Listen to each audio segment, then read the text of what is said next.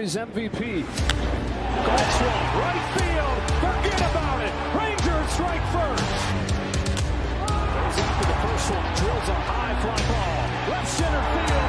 This game is tied. From Javier. Seager hits a high fly ball. Deep right field. A bomb into first. One swing. Drive. It's tied.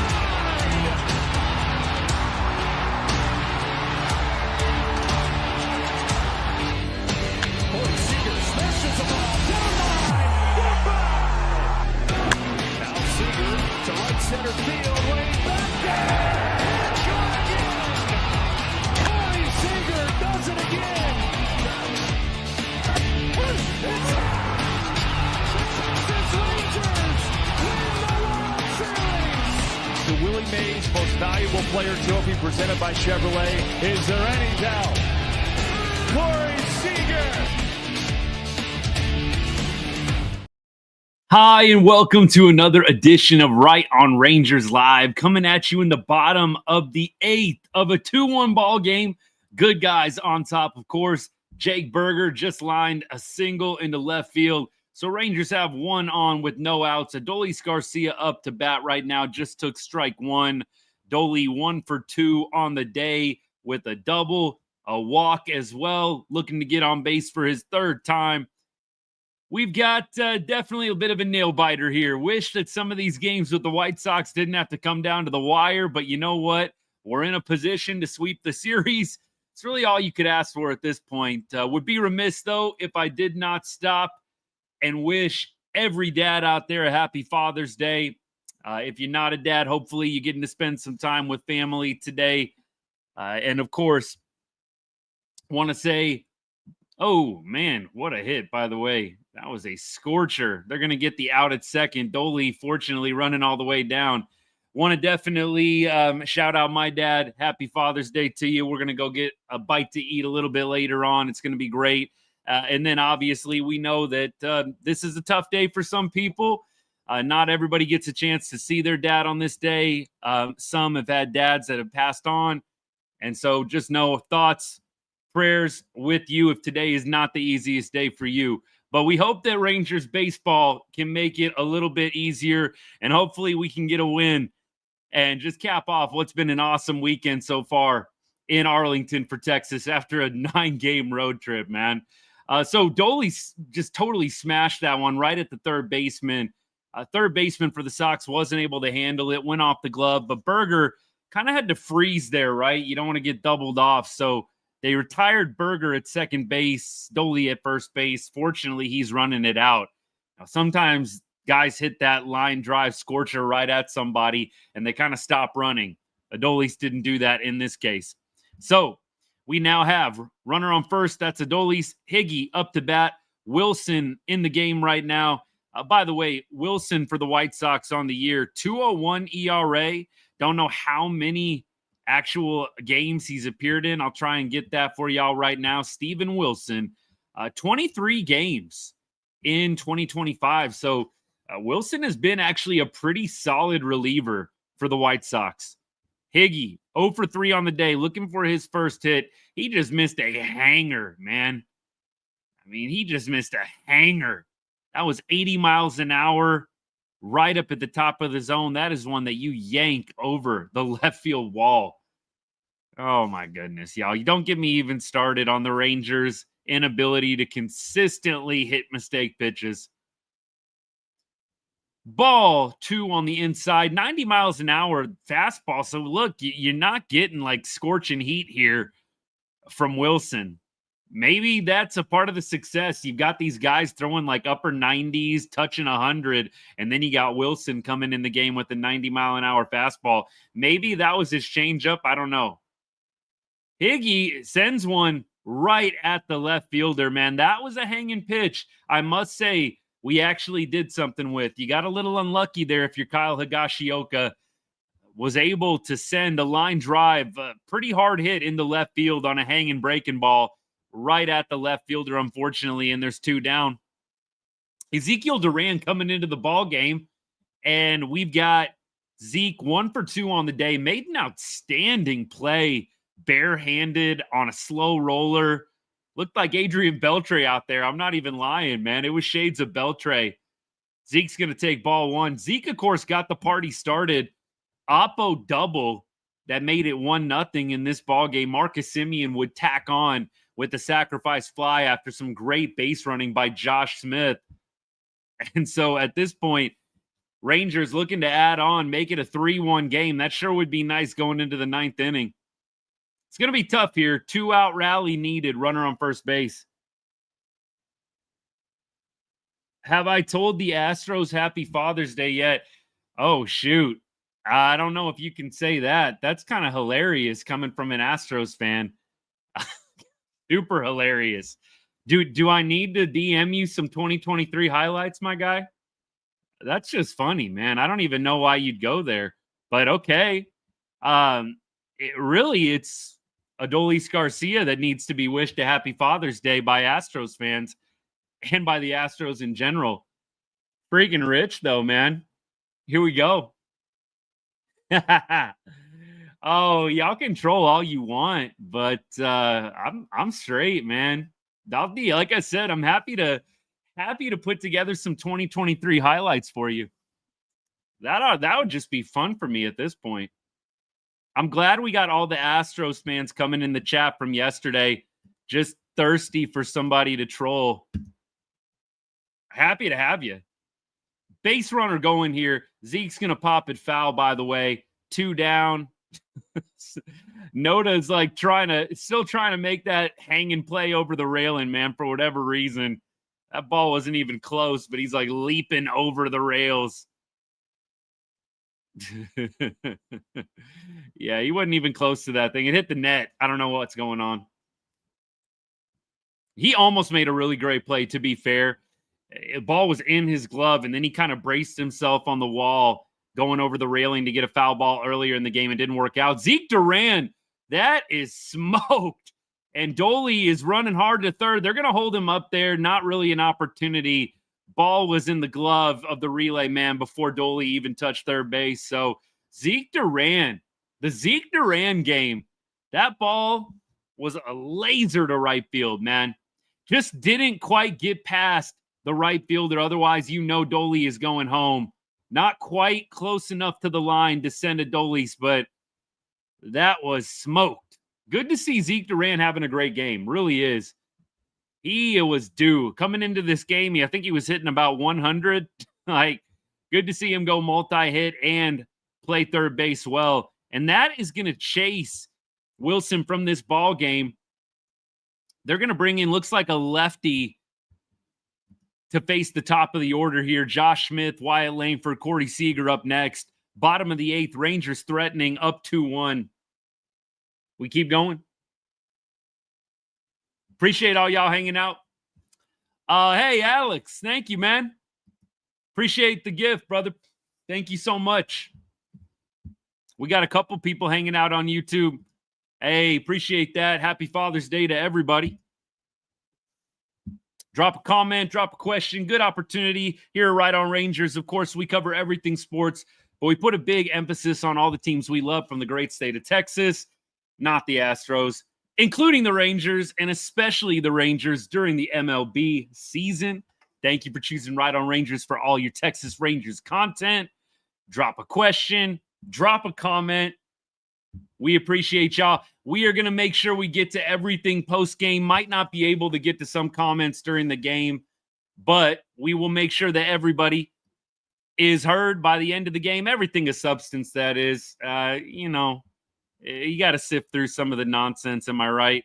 But we'll get to everything of substance at some point or another. If I missed your comment, we'll definitely make sure we try and get it post-game. Might have to do a copy and paste again. Appreciate the extra effort. Rangers trying to go for a sweep here. Trying to go for the sweep. It is absolutely within reach. Would be nice to get another 2 on the board here and make it a 4-1 game. Josh Smith, a good guy to have up to do it. Smitty's been on base twice today with a walk. I think he had a single as well. And then average now creeping around 300. 288. OPS is up to 800. Josh Smith has struggled a little bit against lefties. Just kind of eye test, and they're actually bringing in Sam Haggerty here. Wow.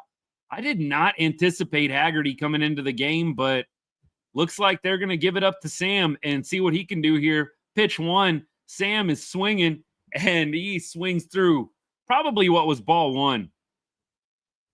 Isert in the game right now. Let's see what his numbers are. 4.55 ERA. He's wild to come in here. That's 2 fastballs in a row that were not strikes. Haggerty kind of helped him out, unfortunately. 1-1 count right now. You got Duran and Garcia at second and third, respectively. Haggerty's going to wave through an off-speed pitch here. 83, kind of on the outer half. 1-2. We'll see what the Rangers decide to do. I think Martin would probably be the best option here. They haven't shown anybody warming up, and of course, I'm not really listening to the broadcast. If they've given that information, help me out here. Oh, y'all already know. Y'all can hang out as much as you want. In fact, I welcome it. No blocking needed. It's only blocks for people just getting straight up nasty, man. I don't need to see any of that, but no blocks. No blocks. Come hang out. It's all good. Y'all are helping me out, right? All the comments, the view time, y'all are helping me. So, hey, look, as long as it's not getting obscene, I'm all good. Straight, 100%. Luke Jackson's warming up. Blade, thank you, man. Like I said, I don't do the broadcast during the game. I just call it. I know y'all got it going on at home probably. Slow roller, the Astros. Vargas came in and quickly pumped it foul. But by the way, did y'all see the interaction with Vargas and Bochy? I think it was Vargas, right? It was when Rocker was kind of going through the cramps and they were bringing out the pickle juice to him and they had to make like the multiple mound visits. And Vargas was kind of chirping like, take him out, man. He was talking about taking Rocker out. And I'll admit it was getting a little ridiculous with all the mound visits there in that 5th inning. But look, Bochy kind of gave it back to him a little bit. Haggerty's going to bounce one to first base. Was hustling down the line, actually bounced one to the pitcher. Pitcher flipped it over, little nonchalant. And it looks like Haggerty came up a little gimpy there. They cut to commercial too quick. Looked like, did anybody else see that? It looked like Haggerty came up just a little gimpy there. I'm going to replay that. Hustling down the line. Maybe I'm just seeing things. It looks like he just kind of limped at the very end there. I mean, look, just not ideal with all these injuries, man. All these injuries. I don't know. It's tough, man. Haggerty would not be the worst loss in the world if he had to miss any time, but it just doesn't feel great. You just had to put Tyler Mahle on the IL. I mean, I don't know. I just don't know. We'll see. Hopefully it's nothing. Keep going. Pushing buttons is fine. Pushing buttons is fine, brother. It's all good. The Mavs are signing Russell Westbrook. What? Shoot. By the way, all y'all that maybe are new, we cover a number of different teams. Rangers are always first. A number of different teams in the DFW area, mainly though. Mavs, we talk Cowboys a little bit. We talk Texas Longhorns, a little bit of everything. I'm a biased Astros fan, Texas Repo says on YouTube. I know y'all on TikTok can't see the YouTube comments, but you'll be the mod? Oh, thank you. Thank you. You know what? When the show gets bigger, I might do mods. Like I said, if anything is getting crazy, I'll shut it down or give the block. Honestly, nothing's been too bad. But Alex, I do a lot of blocking for people coming in random on YouTube. Y'all just don't get to see it. I don't think it even says anything when I do it, but as long as it's not vulgar, inappropriate, I let it be. I really don't mind Astros fans or fans of other teams coming in. Sometimes it makes it more fun. All right.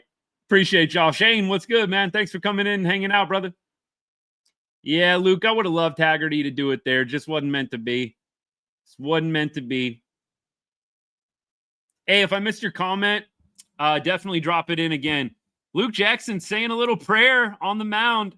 Look, I'm not bringing that up to to make fun or anything. I'm with you, brother. We all need more prayer in our lives. Luke Jackson saying a little prayer before he throws this first pitch, which is a strike. We've got, by the way, for the White Sox, Noda, 7-8-9, Noda leading off. Michael Taylor, almost the hero from last night, had the game-tying double. And then Rojas, if anybody's able to get on. Man, they got to get this done. You got to get this sweep here. You got to get this sweep here. No excuses. No excuses. By the way, looking around the AL West a little bit, Astros played a couple of tough games in a row with the Twins. That first game was a bit of a blowout, but back-to-back days, Houston walks it off, I believe. So 2-1 today was that game. And then you've also got, I'm looking real quick here, A's won 3-2 over Kansas City. A's crushed the Royals, man. I don't know what got into the A's against Kansas City, but Kansas City's in a bit of a bad way right now. And they're going to be coming to Arlington starting Tuesday. So good news for the Rangers. We might have to see Bubic. I'm not sure if he's pitching, what day he's pitching. I think he is at some point. I heard him say Cole Reagans is hurt, so we're not going to have to run into Cole Reagans. Patrick Corbin throwing right now? What's going on? We just doing a little side session? Patrick Corbin throwing right now. They're showing him out in the bullpen. I don't know what's going on there, man. Maybe in a little side work if needed. Ground ball, bounce and play. Berger's got it. Berger retires Noda, out number one. Always that first out, just so huge and pivotal. Berger actually had a little uncharacteristic play, a ball that bounced off his glove last inning that made that eighth inning for Cole Winn so much more interesting than it needed to be. Cole Winn got really a bunch of soft contact that inning. And look, the White Sox had an opportunity to go ahead. They didn't quite get it done. Fortunately, Cole Winn yet to allow a runner to score in either the AAA level or MLB level. Very impressive what he's doing.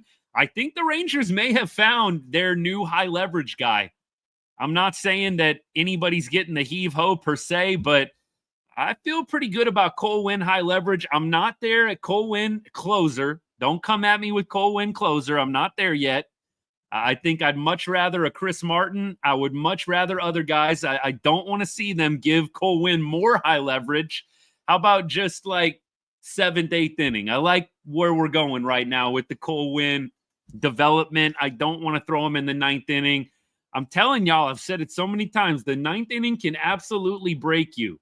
I don't want to see Cole Winn struggle in the 9th and then the development gets off. I just don't want to see it. Give me 7th inning, give me 8th inning. Those can be plenty high leverage. I think today was probably the most high leverage he's been in this season. I think last, if I'm not mistaken, this is good because we got some Astros fans hanging out. Maybe they already left. I think Cole Winn came in like with bases loaded against the Astros at Minute Maid. I know it's not Minute Maid anymore, but whatever. And I think he actually came in and did a pretty nice job. That might have been higher leverage, but still, nevertheless, you come in the 8th inning. You don't allow anyone to score in a 2-1 ball game. Pretty impressive. So Cole Winn, I'd love him to be a 7th, 8th inning guy that they can mix and match. I think you got to let Martin for now. And then maybe when Josh Sborz comes back, you eventually give him a shot. Luke Jackson, y'all know I'm not the biggest Luke Jackson 9th inning guy, but I think right now this is more just wanting to save Chris Martin than anything. I think if they threw Chris Martin today, it would be like 3 out of 4 games he'd been pitching. Last time they did that, there was like the weird popping thing in his elbow. Yeah, that does not need to get repeated. By the way, we've got 1 out, 1-2 count right now. And Baldwin is going to wave through, kind of a half-hearted swing from Baldwin there, the 8-hole hitter for the Sox. It was like kind of a guess. It looked like he kind of got a little crossed up himself thinking about it. And look, he's going to get retired here. Rangers are 1 out away. Luke Jackson, good start, man.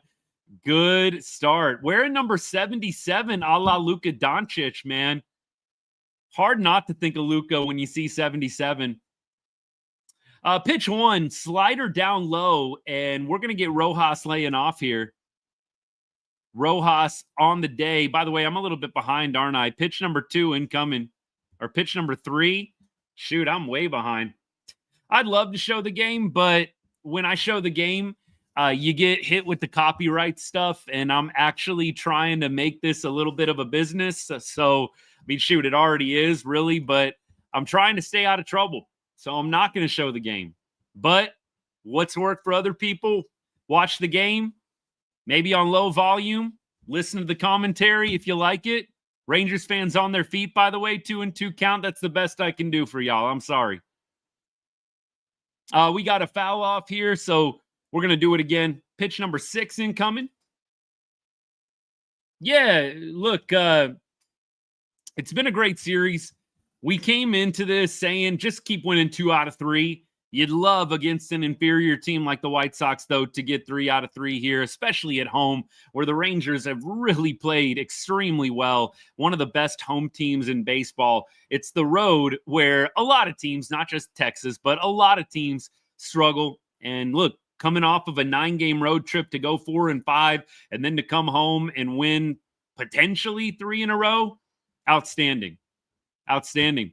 Here is pitch number 6. Luke Jackson delivers. Fly ball center field. Evan Carter is camped. And that'll do it, baby. Rangers sweep the White Sox. Take this Sunday game 2-1. Kumar Rocker, I believe, is going to get the dub here. Is that right? Kumar Rocker gets the win. We'll see what the final scoring is of everybody, what the official book ends up saying. But look, Luke Jackson comes in, slams the door, gets another save. Of course, Luke Jackson started the year off saving games, did a great job there. I love that low drama, man. We didn't need to have a walk and a hit and a bloop, and just all of a sudden we got runners on second and third with the White Sox with an opportunity to tie or win. I'm glad that it's low drama and the Rangers now creep back to 500, man. Perfect. 500 again. It's just like starting the season 0-0, ain't it? That's good. It's real good. Appreciate the gift, man. Thank you, Chase. It was a good game. It was absolutely a good game. I like Texas. Cue the music. Cue the music, baby. Good to be back at 500. It's good to sweep a team that we should have swept. Right? Look, 2 out of 3 would have been great, but it's good to sweep. It's good to sweep. We keep on rolling here. Let me see. What do we got for comments? Yes, sir. Sports Freak. How about them Rangers, baby? Hey, Daniel, happy Father's Day. Thank you for the well wishes. And again, happy Father's Day to everybody, whether you're a dad or whether you're celebrating a dad. Hope you're enjoying the day, some time with family. Of course, we also talked about, we know today's a tough day for some people whose dads have passed away or maybe not in contact with your dad. I totally get it. Hopefully this show, hopefully the Rangers win today, brightens it up a little bit.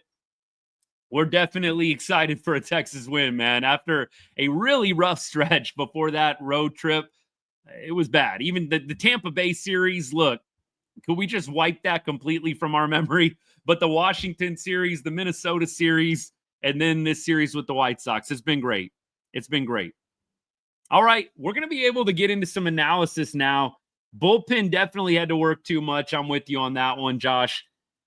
Hayden, what's good, man? Thanks for hanging out. Yes, sir. Can we get a Texas? Yeah, whatever. I don't get that. AL Central stretch for us right now. Yeah, it's Kansas City coming up next, right? And Kansas City has not been playing well. Kansas City has not been playing well of late. They just dropped a bunch of games to the A's. We're here for it. We are here for it.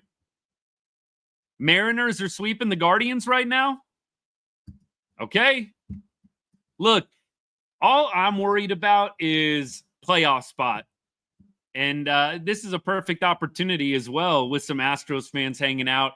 I mean, look at 2023. You don't need to win the division. Astros had fun celebrating the division for a second, then ended up getting bounced anyways in 2023. I'm not really that worried about the division. I think it's cute that people that make a crazy deal about it, like it actually matters, doesn't. It doesn't. Just make the playoffs. Anything can happen from there. That's kind of where I'm at, honestly. If we win the division, that'd be awesome. I'd love it. But am I going to get wrapped up in it like it means the world? Absolutely not. Absolutely not. Rangers are one game out of a playoff spot right now. One game out of a playoff spot. We'll take that. Trailing the Twins and the Guardians.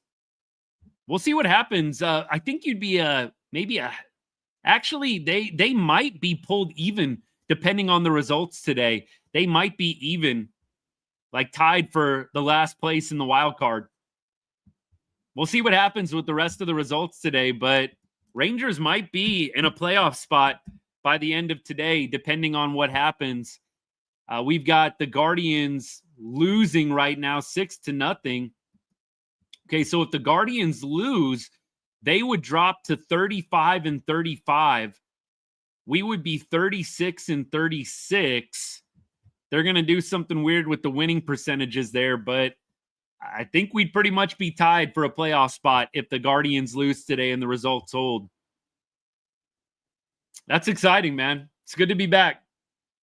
Yeah, the pitching, by the way, falling on tough times right now with the injuries. You hate to see it. You hate to see it, especially with what felt like the offense finally clicking. Look, if we can be real, the offense the last 2 games did not look great. It was not great for the offense the last 2 games, but we'll take it. We'll take it. It's a win. It's a series win. It's a win today. We'll take it. But the offense definitely left some things on the table yesterday for sure, and today a little bit as well. They could have definitely tacked on a lot more today. It wasn't meant to be. Kumar Rocker did get the win, by the way. Luke Jackson got the save. Rocker is now 2-4 on the season. The ERA, this kind of tells you where Rocker's at. I mean, he needed this game, but Rocker has got a 7.31 ERA, and that's after throwing 5 shutout innings today. Like, that's how bad it was going for Kumar Rocker to start the year. You pitch 5 shutout innings today, and you still have a 7.31 ERA. Not great. Kumar Rocker looks like he avoided any kind of injury. Looked like he was just going through some cramps, if you were curious about that. They busted out the pickle juice shots, got the job done. Kind of a weird sequence, but you know what? He finishes out the 5th. He gets the win. Good for him. Good for him. He needed a good bounce back. He really did. After that Tampa Bay game just being so dang terrible. Hey, Pat, what's good, man? Thanks for hanging out. You've been off the grid a little bit. Well, kind of. I know in the summer times, a bunch of people are taking trips and stuff like that. Totally get it. Hope you had a great time, buddy. Good to have you back. As always, love you, man. Win is a win. Yes, sir. Jackson didn't look like hot garbage. Duran had a good game. What's happening right now, right? Jackson comes in and goes 1, 2, 3. Ezequiel Duran is like one of the heroes of the game today. Made a little web gem play at third, Adrian Beltre style. Had an RBI. I think technically that's the game-winning RBI. I know they kind of stopped tracking that as much, but game-winning RBI, anytime you put your team in the lead and they don't relinquish it, technically game-winning. So Zeke Duran, Rangers go up 1-0, never gave the lead up again. Game-winning RBI, man. That'll work. That'll work. Pickle juice shots are going to get banned by Manfred. That was crazy. I'd never seen them busting out pickle juice shots to give to the pitcher in the mound. Maybe I'm just totally like head in the clouds, not paying attention, but I absolutely had never seen that before. Never. Do I think Garcia should be higher in the lineup? I almost feel like the second they do that, he's going to revert back. I kind of like him down at the bottom. And when you look at the lineup anyways, I'd rather Evan Carter hit above a Garcia. The only guy that they might be able to switch is Berger and Garcia. Maybe you got Garcia hitting 6th and then Berger hitting 7th. But at this point, I would probably leave Dolly down no higher than 6 in the order. Justin, appreciate the good games, man.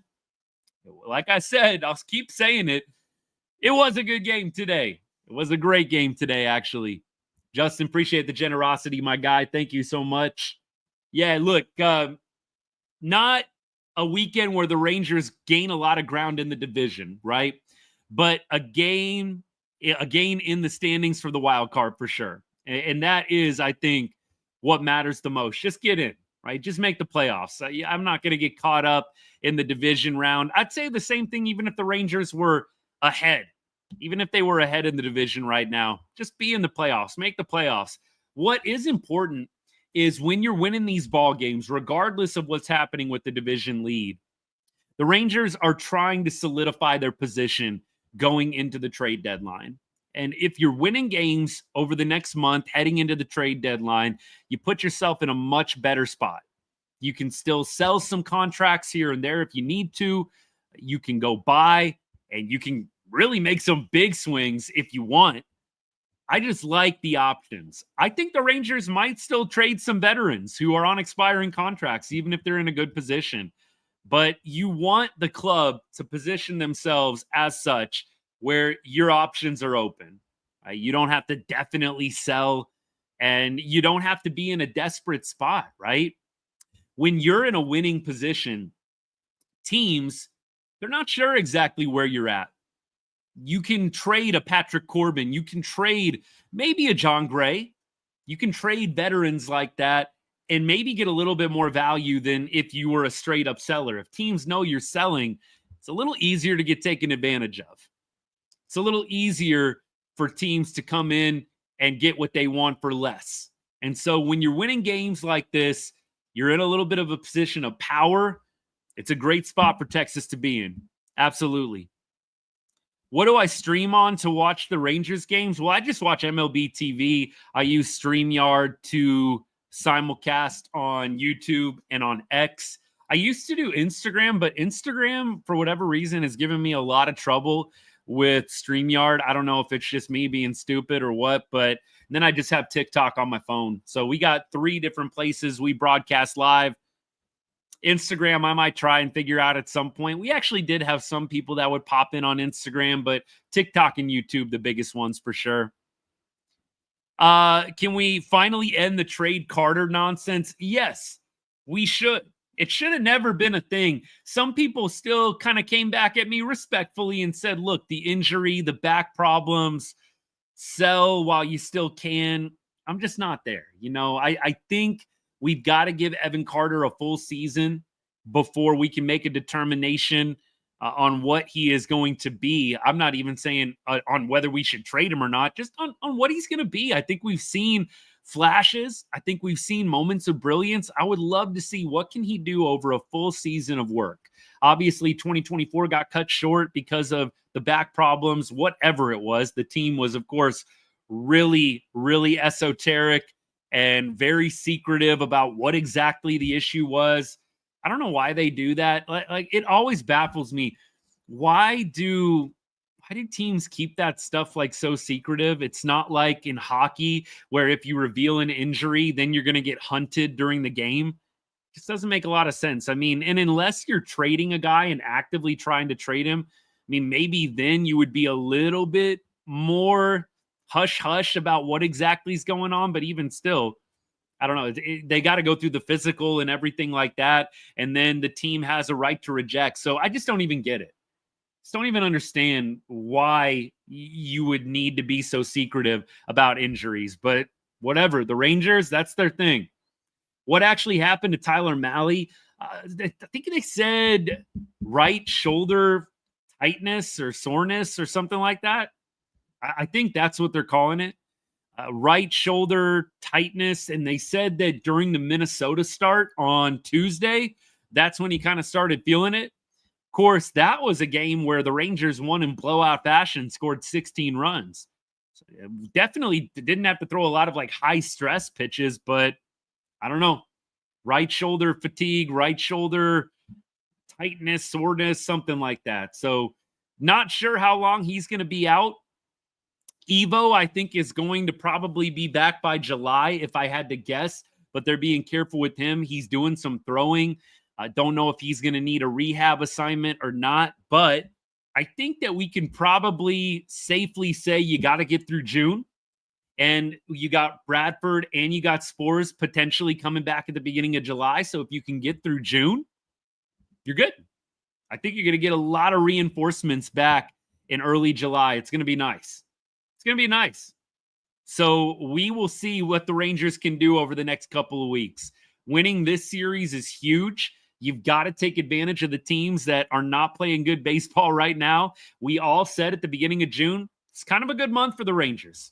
It's kind of a good month. But going back to the original comment, yes, let's go ahead and put the Carter trade talk to bed, please. What do I think Rocker did today and what his future might be? What do I think of what he did? I think what Rocker did is exactly what he was supposed to do. And what I mean by that is this. You're playing basically a quadruple A team. Can we just be real? I'm not trying to be disrespectful, but it's not like the White Sox have a bunch of juggernauts in the lineup.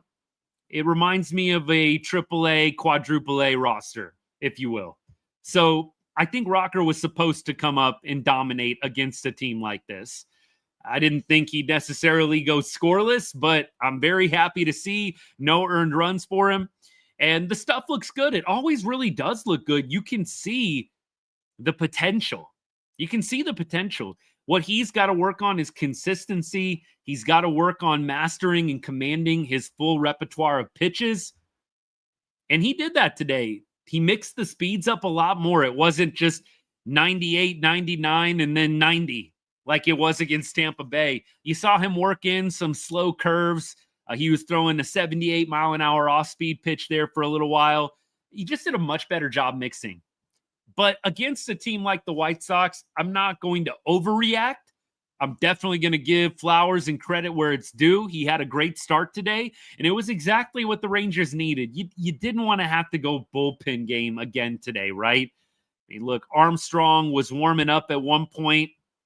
They could have probably figured it out, but it just would have not been ideal to do another bullpen game today. Wouldn't have been ideal. So that's where I'm at right now with Kumar Rocker. I think he's going to be a mainstay in the rotation next year. I think this year he'll probably be a little bit up and down. I mean, you got Bradford, you got Gray, you got Malley, you got Evo, all still working their way back. I don't think Rocker is going to be a fixture this year, but I absolutely think that next year is going to be his year. Definitely. Wyatt did almost catch that. I kind of could tell Wyatt is the type you can see when he makes a great play or when he does something special, he gets a little fired up. So I think he would have popped right up had he caught that. So I kind of had my suspicions. It looked like he was pretty close, maybe about a foot away. That would have been one of the best catches of the year. I thought that he was going to get it. I could kind of tell when he came back down. Yeah, he didn't get it. If Wyatt would have caught that, he would have popped right up and been jacked. So, look, it was a great effort. Wasn't meant to be, though. That was the only run the White Sox scored today. How about that? How about it? We keep going, man. Let's see. We need to send Osuna down so we can get some ABs. Brad, appreciate you, man. Thank you so much. I am kind of with you. I'm kind of with you. Like, at some point, you have got to think about, are we doing right by Alejandro Osuna? And look, I'm not arguing, and I don't think, Brad, you're arguing either. I don't think anybody's arguing that he needs to be playing over Carter or Garcia at this point. I don't think anybody's arguing that. I just kind of think he's so young, right? 22, 23 years old, whatever he is. Do you really want to prevent him from getting reps at this stage? The only problem is there's not really a great alternative. You know, you send Osuna down, and then who do you call up? So basically my point is, if it's not Osuna, it's going to be somebody else. I think there might be an argument that Dustin Harris might be a better player to have on the bench. I'm not saying that you need to do that to Dustin Harris either, but I'm just saying who has the bigger upside. I think it might be Osuna. And so the guy with the bigger upside, I want to make sure continues to develop well. There might be some of y'all that think Dustin Harris has the higher upside. That's fine. I don't think we really need to argue back and forth. At this point, I think it's still a little questionable, right? But if I had to make a call right now, I think Osuna probably has a little bit of a higher upside than Harris. and I want his development to continue well. I do not want it to be stunted by him sitting the bench up in the major leagues. So if it's me, I think what you probably consider doing is you consider bringing up a guy like Harris. Maybe you bring up Foscue. I don't think you bring up any of the new guys that are doing well. Like I know Cody Freeman was kind of talked about a little bit. I don't think Cody Freeman is a guy you want to bring up and sit the bench, right? Just like I don't think you want to bring up any of the other young guns that have never been up before either. I almost think you want to bring up a guy that's been up before, like a Dustin Harris. And yeah, it sucks that he's not going to get regular at bats too. But if the higher upside guy is Osuna, and I think that it is, and we can go back and forth on that. I don't know if we're going to be able to do it today just because we haven't really seen a big enough sample size with either player, but it's just my gut feeling. So we'll see what happens. Brad, you have a good point. Keep going. Good win. Missed the game because I saw the new How to Train Your Dragon. Nice. Nice. I haven't seen the movie in the longest time, honestly. I have not seen a movie in forever in the theater. I used to do it all the time. Like I got a couple buddies that are hanging out right now in the chat. We used to go to movies like nonstop, like see movies multiple times. I want to say like when we were in high school, Lord of the Rings came out. You remember the Lord of the Rings trilogy? We probably saw some of those movies over and over again. Like, I mean, 7, 8 times. Now I barely ever go to the theater. I don't know why. Just don't go to the theater anymore. Maybe as my kids get a little bit older, I'll get a little bit more into it. My son is kind of almost at that age where we can actually sit down and watch a movie together and he doesn't totally get sidetracked. But I haven't been to a movie in forever, man. Forever. Keep going here. Is there a spot on the roster that you would want the Rangers to target at the deadline? DH. DH is the big one. If you want to get a little controversial, catcher. But I don't know who's available. I mean, the Rangers, let's see. They have acquired catchers in the past at the deadline. I think we remember the Lou Croy deal. Of course, last year, Carson Kelly. But I don't know what catchers are available. I do think the catching spot is a position of weakness right now for Texas. I do like how Jonah Heim manages the pitching staff, but Higgy and Heim, I think, have been a little disappointing this year if we're just calling it on the carpet like it is. They've been a little disappointing this year. So I think catcher could be upgraded, but I don't know who's available to upgrade. And then, again, DH, I know Jock is out. I think it is going to be a little bit jammed. You'd almost have to trade somebody in the starting lineup if you want to go improve the DH spot. I don't know if they're even considering that. I think Adolis Garcia has to be a consideration for a trade just from the business side of the game. Garcia is going to be 34 years old at the end of 2026, next season. You want to get some value for him. You're not going to re-sign a 34-year-old Adolis Garcia. You're just not. I mean, unless he is going to sign like a 1-year deal with you and it's a very team-friendly contract. But if Adolis Garcia is smart, at 34 years old, you're not trying to sign 1-year deals. You're trying to get your last multi-year contract. And so he is going to go with any team that's willing to give him 2 to 3 years. Maybe, I don't think he's going to be able to get a 4th year, but I bet somebody will give him a 2 to 3 year deal. I don't think the Rangers would sign Adolis Garcia, would re-sign him for anything beyond a 1-year, very team-friendly deal. So if that's the case, you trade him either at the deadline or you trade him in the offseason. That's what I would do. I've been very vocal about that. It doesn't matter how many games Adolis Garcia does well. I know I had some people even yesterday clapping back a little bit like, what with all that trade talk, man? Why you still want to trade him? Yes, I still want to trade him. I think it's the smartest thing to do. The Rangers will survive without Adolis Garcia in the lineup. They will. They will. Adolis has had some big hits. He had a home run against the Dodgers that won the game. He had a big hit yesterday. I love it. But the Rangers will be okay without Adolis Garcia. It'll be sad to see him go. We love Dolly, but they need to do the right thing and get some value out of him. They have plenty of outfielders. You can, again, just go back to the conversation, the comment that Brad brought up. They've got Alejandro Osuna. They've got Dustin Harris. Those guys, I mean, Adolis is hitting 227 right now. I find it hard to believe that Alejandro Osuna, Dustin Harris couldn't hit in the 220s. I don't know. I personally find it a little bit hard to believe. I don't know if they're going to go out and get a big bat or not. I'm not sure. If they don't go get anybody, I'd be a little bit concerned. I'd be a little disappointed. The question was, what if the Rangers don't get anybody at the deadline? Or what if they don't get really anybody big? It would kind of suck. It would be a little deflating, I think, because right now you want to see Texas maximized. You've got two of the best pitchers in baseball, Jacob deGrom, Nate Eovaldi, who would look incredible in October as a 1-2 punch. It reminds me, and I know that maybe this is hot takey, maybe it's not. I don't think it is. The DeGrom Evo 1-2 punch reminds me of Schilling Johnson. It reminds me of Johnson Schilling back for the Diamondbacks in the 2001 World Series. That's what it reminds me of. Now, I think maybe Schilling Johnson still above Evo DeGrom. I think it's closer than you think. Those guys as a 1-2 punch. It reminds me of the 1-2 punch that the Diamondbacks had with Randy Johnson and Curt Schilling. You just don't waste that. You've got to put it to use. And so if they don't go out and get anybody at the deadline of name, of note, that would be disappointing to me. I think a lot of Rangers fans would be disappointed with that. We'll see what they end up doing, and it's just going to be so hard. You just don't know who's even going to be available. I think the Cardinals, everybody's kind of got their eye on St. Louis right now.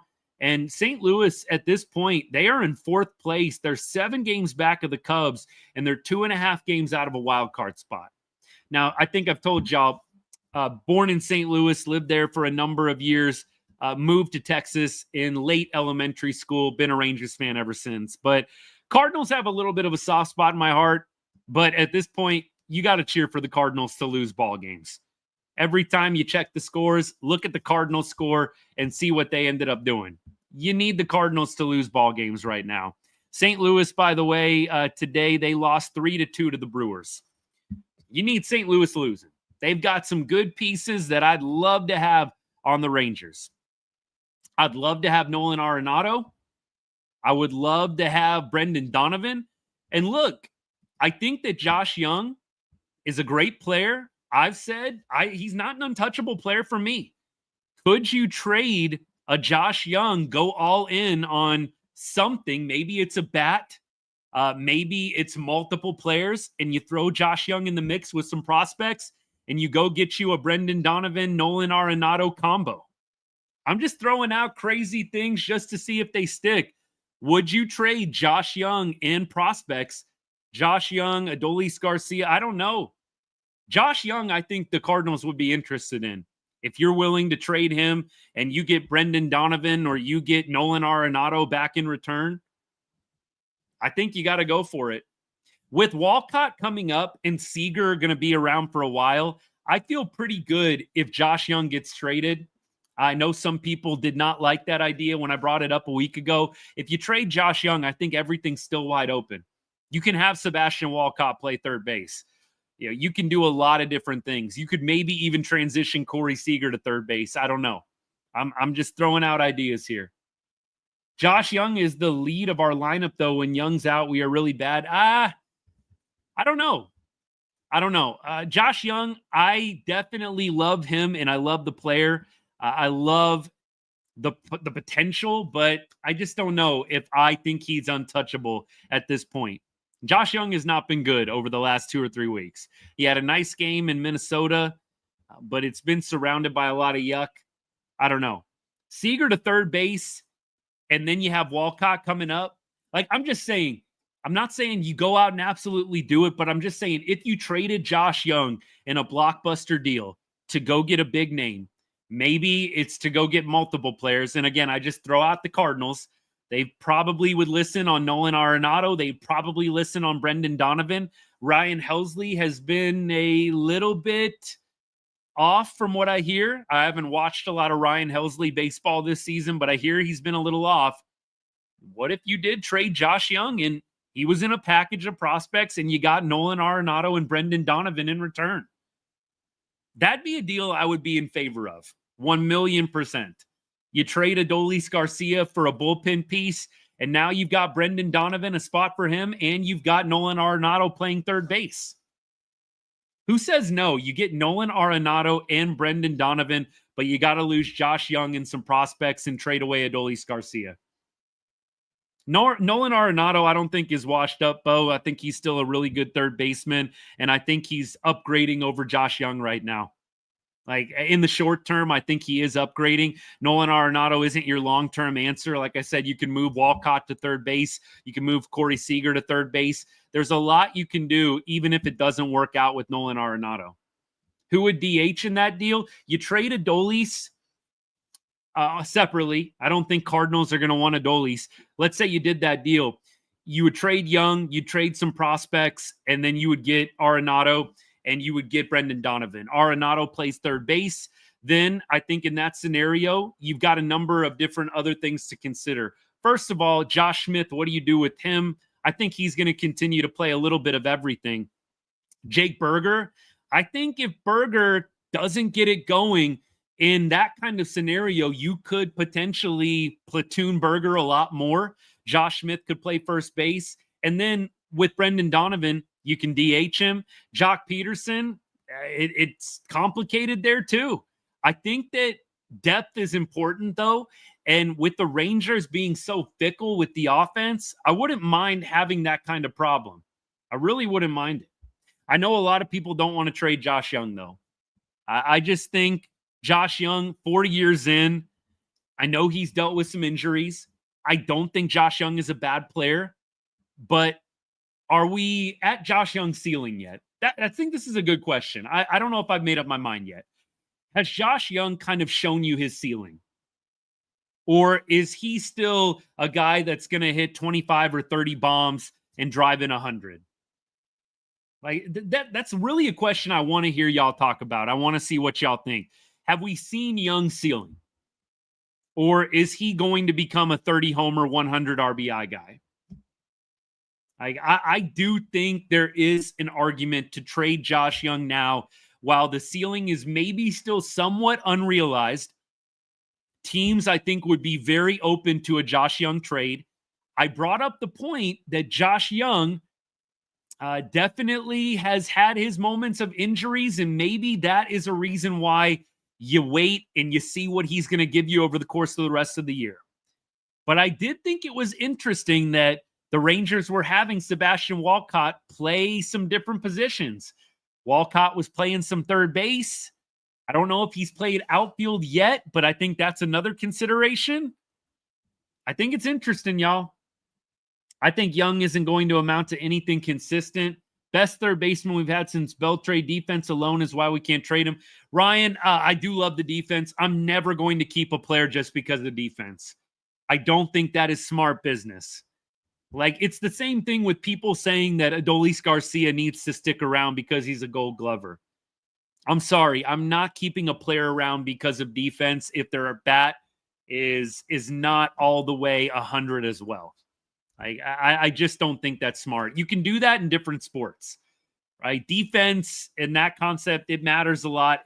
Football, obviously, hockey, right? There's different sports where the defense plays a much bigger part.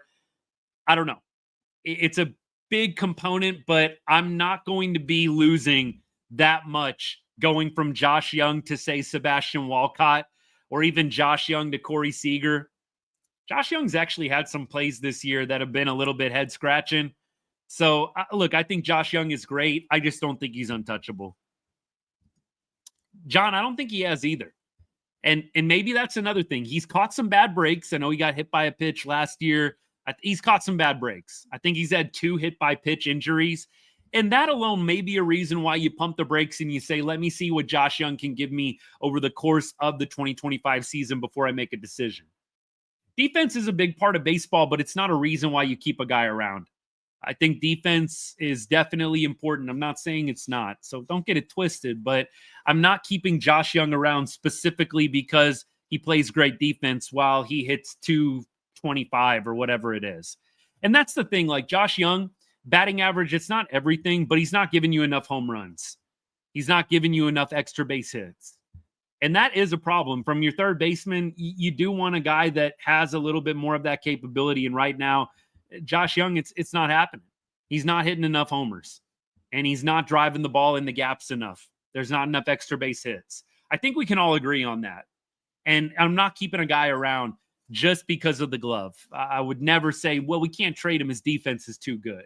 If the bat isn't there, you can replace the defense. You can get a better bat. I don't really agree with that philosophy. We can agree to disagree. It's okay. Everybody's opinion's welcome here. I don't get bent out of shape about much, but I'm not going to keep Josh Young. Well, he's a great defender. If he can't hit, your third baseman needs to be able to hit. And I think at this point, he's not untouchable. Maybe you don't trade him this year, but he's not untouchable. Josh Young is reminding you of Nate Lowe right now. That's the comment on YouTube. I don't know if I'm quite there yet. I do think Josh Young's ceiling is higher than anything Nate Lowe is going to do. But if you looked at the numbers, granted, again, he hasn't played a full season. I think the comparison might be a little closer than you think. I'll look up Josh Young right now on MLB.com and see what we can figure out here. Let's see what his best season has been. It's probably 2023, right? If I had to guess. That's like every Rangers' best season, by the way, 2023. Guaranteed, I bet that's everybody's. 2023, in 122 games, he hit 23 bombs with 70 RBI. Had a 782 OPS. This year, he's played 62 games. He's got 7 homers with 27 RBI. The numbers are not great this year for Josh Young. 698 OPS, that is below average. It's not been an awesome season for him. Unfortunately. Not been an awesome season. But there's still time. There's still time. So we'll see what happens. Let me see what I got on YouTube. TikTok. I love Adolis, but I've been thinking a trade needs to happen there. Agreed. Either a deadline or trade him in the offseason. Either one. Josh swinging at everything. He came up big a lot this past week and whiffed every time. Yeah, Josh did not have a good week. He didn't have a good week, so I'm trying not to be prisoner of the moment. I know it's hard, but Josh did not have a great week. The offense around him has been bad too, but we have some realities, right? You're not going to get rid of Corey Seager. You're not going to get rid of Marcus Semien. I don't think you're going to trade Josh Smith because of the versatility. You're not trading Langford. You're not trading Carter. There's just only a certain amount of guys that you're not trading. And then you have the rest left over. Garcia is tradable. I think Josh Young is not untouchable in a trade either. I think the catchers could be traded.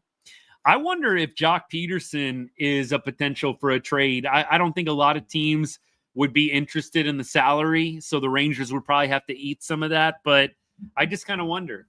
I wonder where they're at on Jock Peterson. This is where I say I'd love to be a fly on the wall. I wonder where teams are at with Jock. I really do. We'll see. We'll see. But I would say at this point, there's a lot yet to be determined. The trade deadline's still a month or so away. Yeah. Young missed a ton of development time last year. I don't want to knee-jerk trade him, give him more time. Yeah, that's very wise. It's very wise. I just wonder, though, if you're looking ahead to next year, Walcott maybe being ready to play in the majors. You're looking at the infield, how crowded it is. You're just going to have to make some tough decisions. Who do you really think is going to be a true franchise cornerstone, whatever you want to call it, and who maybe could be used as a trade chip, and who could be used as someone that's going to be traded to improve other areas of greater need? He does have some serious pop. 7 home runs, though, in 62 games, just not super ideal. You're hitting a bomb, every 9 games?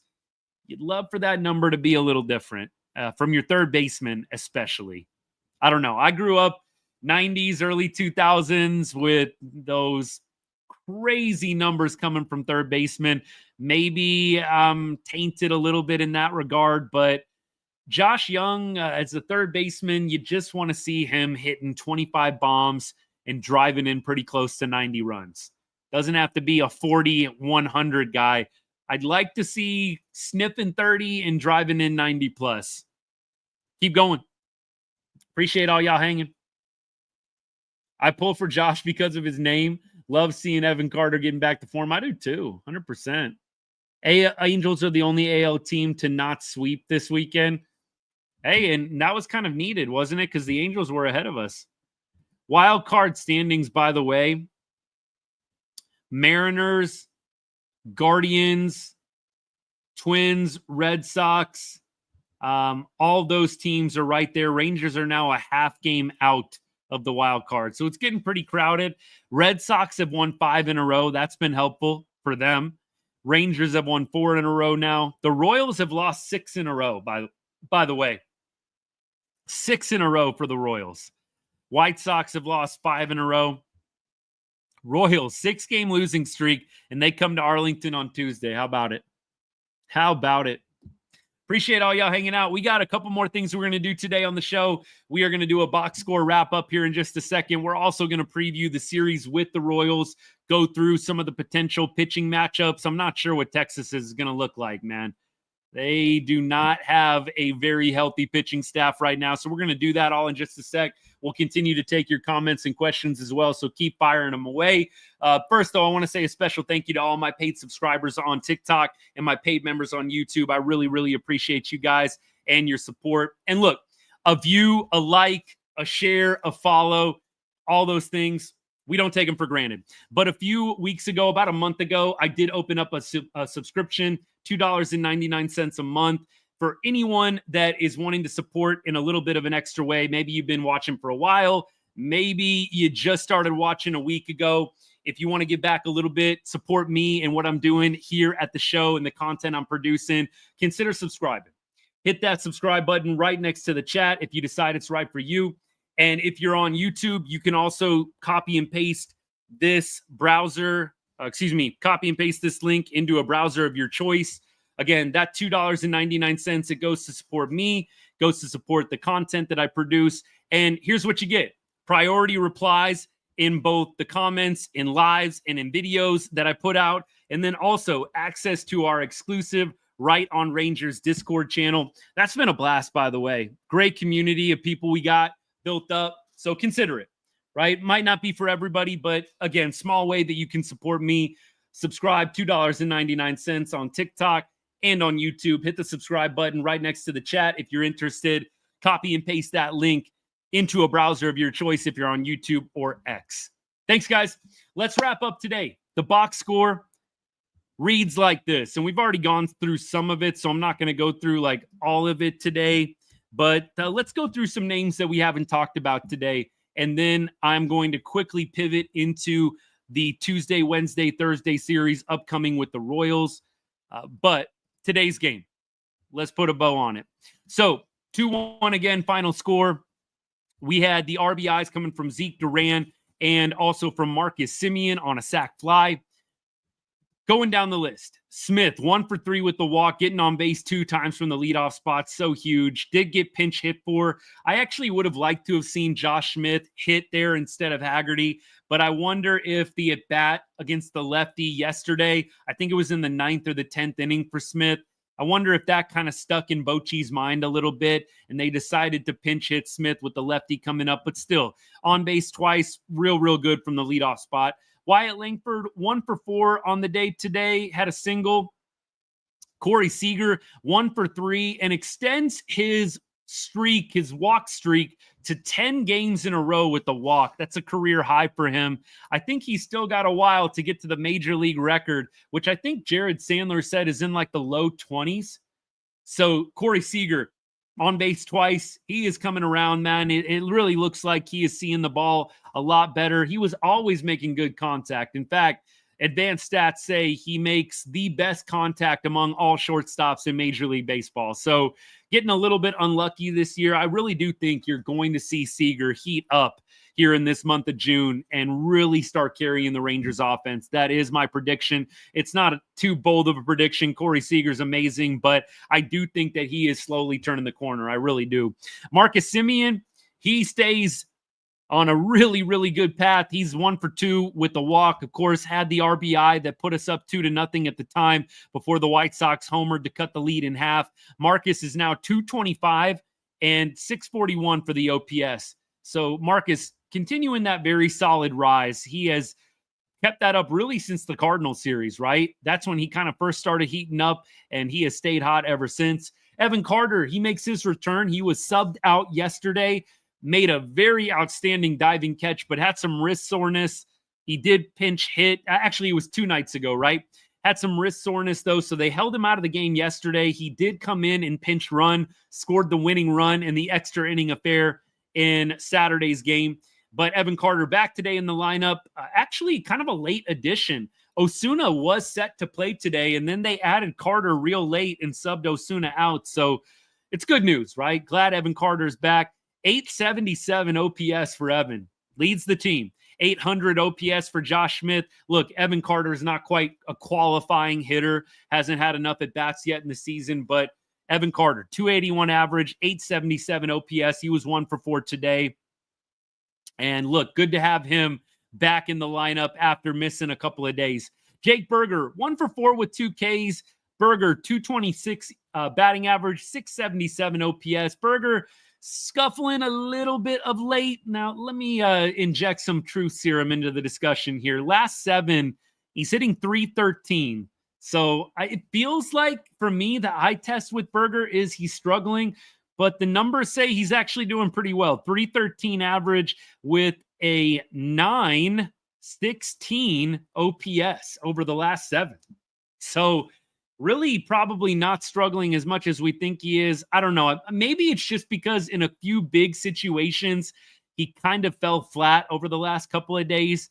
But the numbers say he's actually not doing too bad. And over his last 15, he's hitting 275 with a 776 OPS. So Berger actually not doing too bad.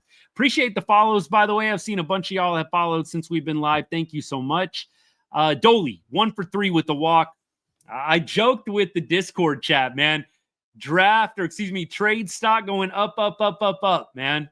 I hate to be that guy, but look, the more Adolis Garcia has success down the stretch of this season towards the trade deadline, towards the end of the year, the better it will be for his trade value.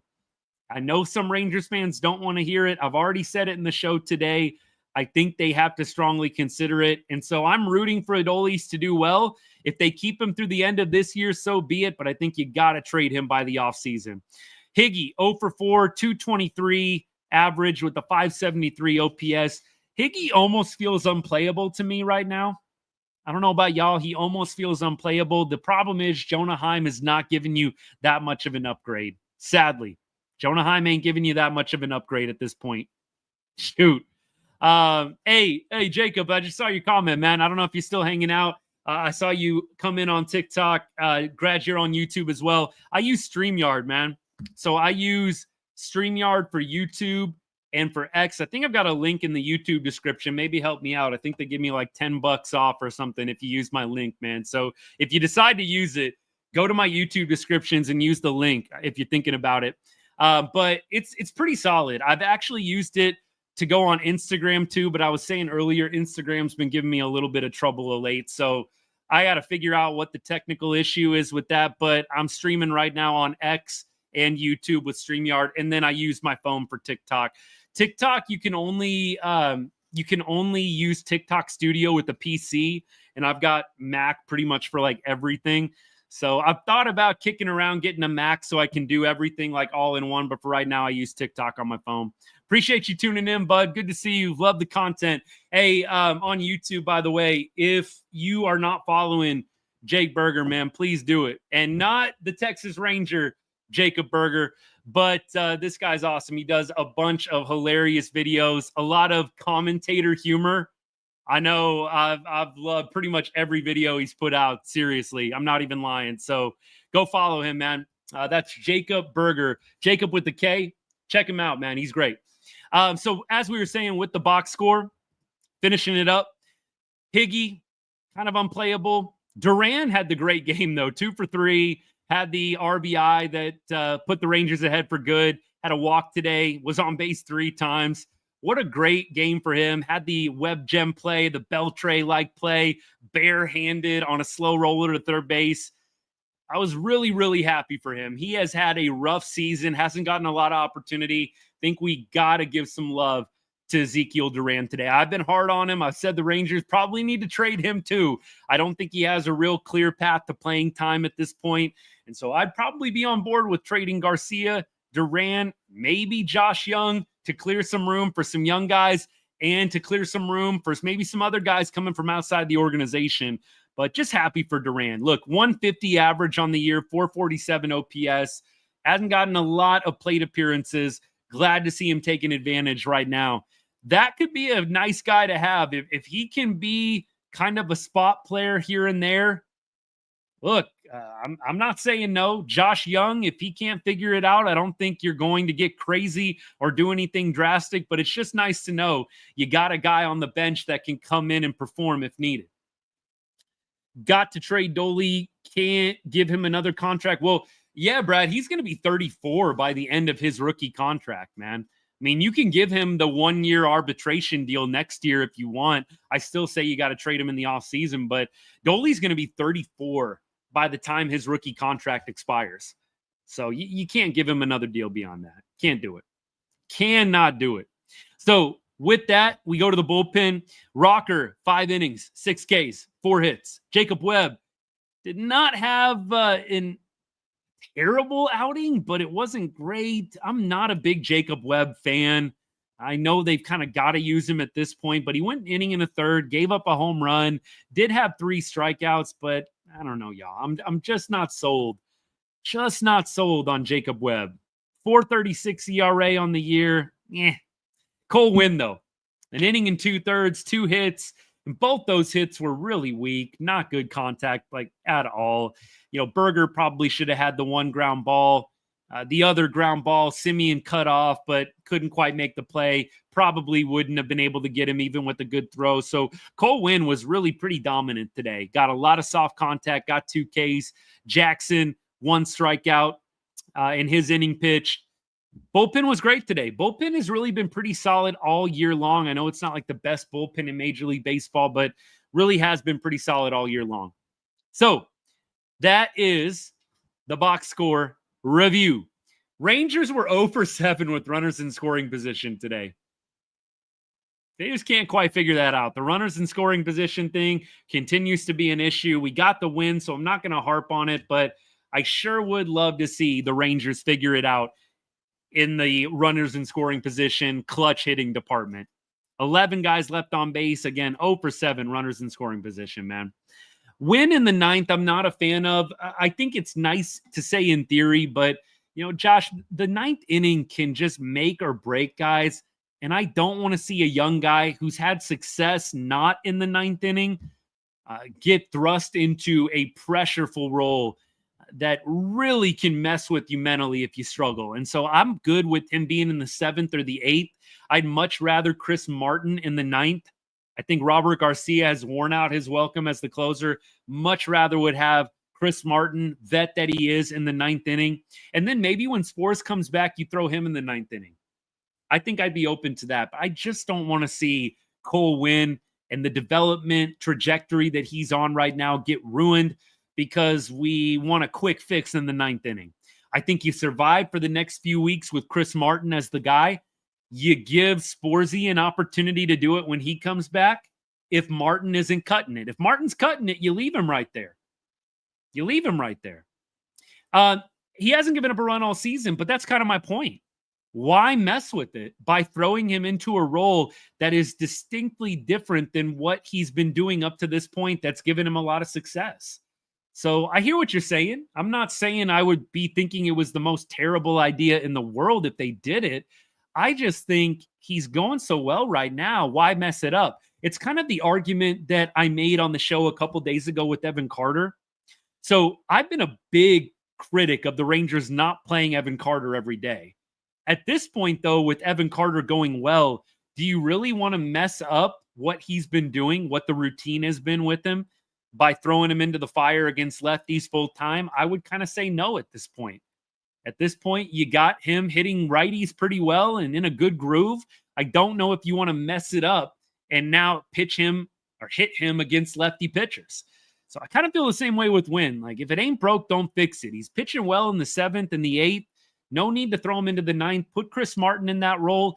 Let Josh Spores maybe have a shot at it. If Chris Martin is struggling when Spores comes back in a few weeks, that's what I would do.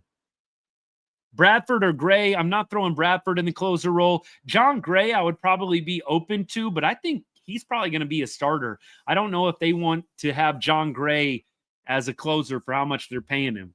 I would trade for a guy that could provide closing depth. I probably would try and trade for a guy that is good in the 8th inning, could maybe be a 9th inning guy, maybe even has a little bit of experience. That's what I'd be trying to do.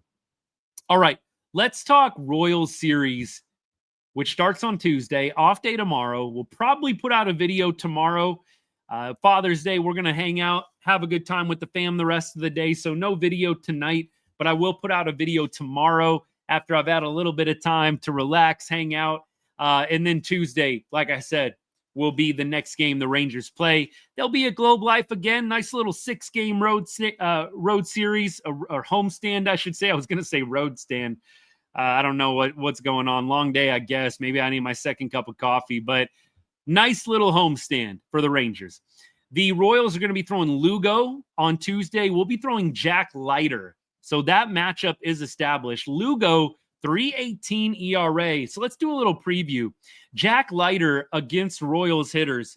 He has only faced Canna, their left fielder, who is 2 for 2 in his career against Leiter. Nobody else on the Royals has faced Leiter besides Mark Canna, the left fielder. On the flip side, Lugo.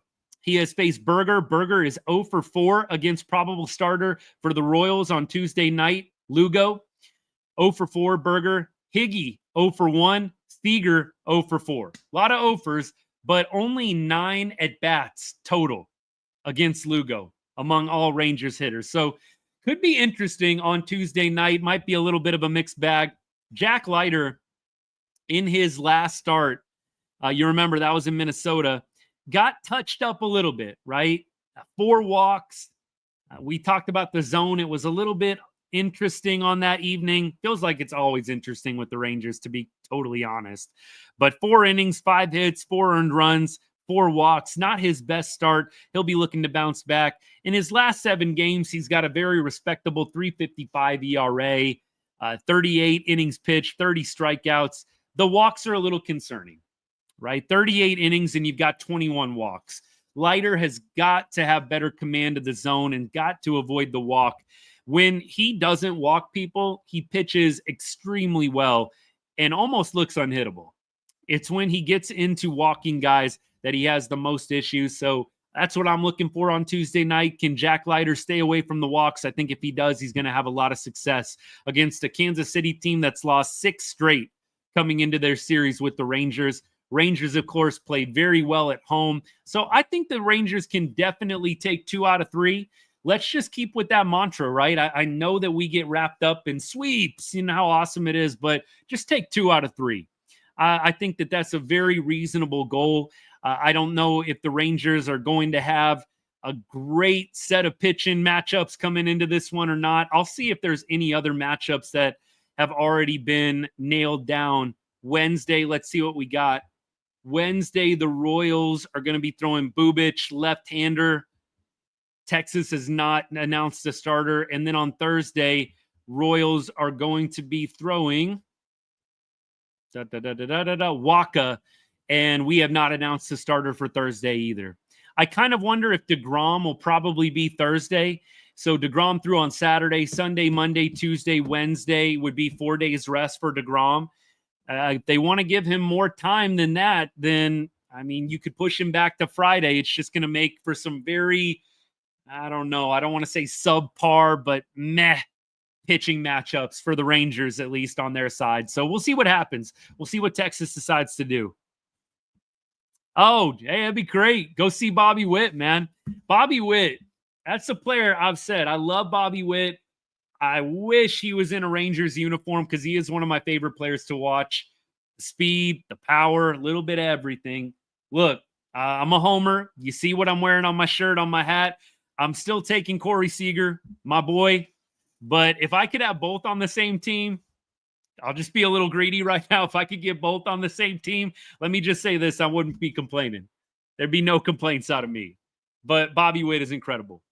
I definitely would highly recommend that if you're able to get out to any game, especially if you can get a DeGrom game in there. Shoot, Jack Leiter, too. I think he's going to be one of the better pitchers in baseball before it's all said and done. But great series coming up Tuesday, Wednesday, Thursday with the Royals.